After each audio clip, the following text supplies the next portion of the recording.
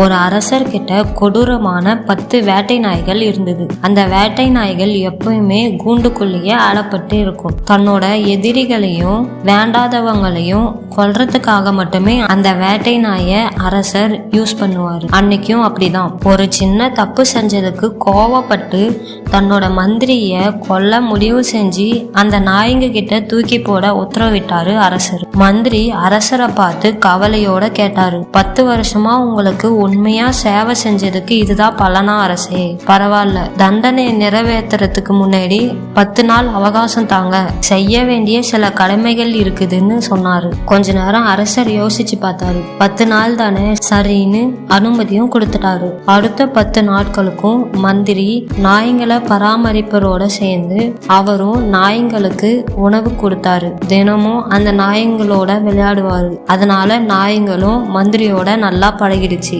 10 நாள் முடிஞ்சது. அரசர் சொன்னபடியே தன்னோட தண்டனையை நிறைவேற்றத்துக்காக சேவர்களை அழைத்து மந்திரிய அந்த நாய்ங்க இருக்கிற கூண்டுக்குள்ள தூக்கி எறிய சொன்னாரு. சேவர்களும் மந்திரிய தூக்கி எறிஞ்சதும் அங்க நடந்த காட்சியை பார்த்து அரசர் உறைந்து போயிட்டாரு. அரசர் நம்பின அந்த கொடூரமான நாய்ங்க எல்லாமே இப்போ மந்திரி முன்னாடி வாலாட்டிட்டு நின்னுட்டு இருந்துச்சு. அதை பார்த்த அரசரும் இது எப்படி சாத்தியம்னு கேட்டாரு.